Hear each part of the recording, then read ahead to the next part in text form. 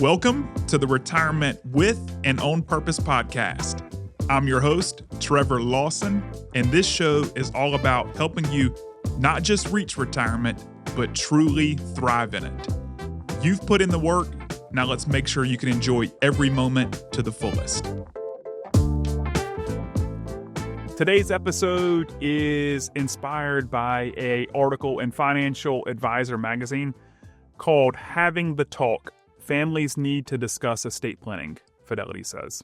So Fidelity came out with a family and finance study recently, just showing broad statistics about different families and how confident or not so confident they are in their estate plan and how they've communicated it to their children. And the results were very eye-opening and are, I'm going to share a lot of those today with you, but certainly create an opportunity for financial advisors and for our clients for us to start helping facilitate that conversation with parents and their children, or even those that don't have children, that those individuals and their heirs, just to make sure that the eventual heirs of our estate are prepared for that transition and hopefully will honor a lot of your intentions as the giver of those monies. So I'm going to quote several times here. With $124 million in wealth projected to be transferred through 2048, primarily from baby boomers to their Gen X and millennial heirs, many families are failing to have discussions about parents' net worth, estate planning, or managing inherited wealth, Fidelity reported in this study. Furthermore, many families recognize the value in having such critical financial conversations, and many adult children think they are ready, but parents just haven't acted yet, with some parents admitting talking about inheritance makes them uncomfortable, according to the Boston-based investment management giant. So there's very good reason as to why these conversations aren't taking place as often as they probably should, and a lot of it just has to do with, just being uncomfortable about talking about death and frankly, fear of or potentially putting fear in your child's mind about life without you. So this article talks about, that dreaded conversation of the birds and the bees with parents and their children. Well, this is sort of the parents and grandparents version of the birds and bees conversation that's difficult but necessary. So continuing on here, while 97% of families recognize that having conversations about estate planning is important, nearly one half have yet to engage in critical conversations about it, according to the Fidelity study.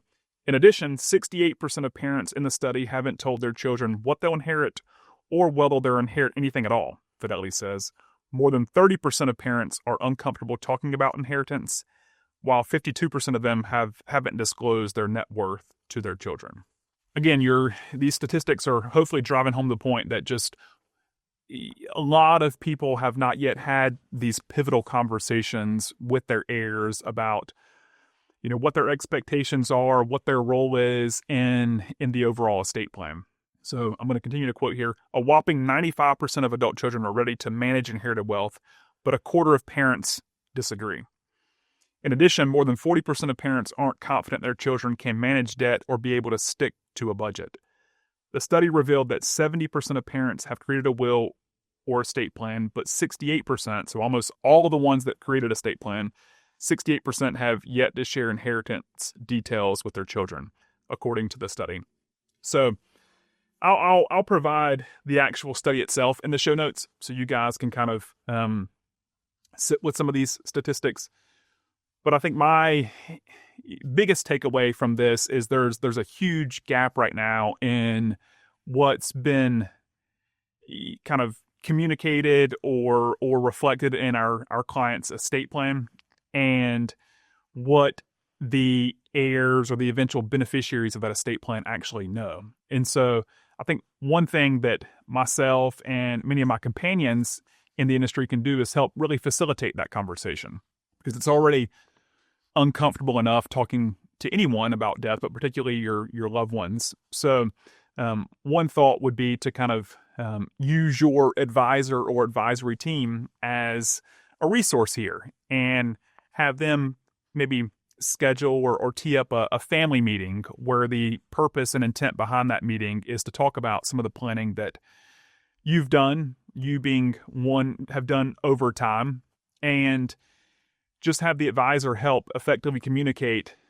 what's reflected in your retirement and estate plan, and help make sure ultimately that if something does happen unexpectedly, or when something does happen, that your desires can be carried out seamlessly, and that your heirs can ultimately be prepared to be a better steward of the assets that will be bestowed upon them.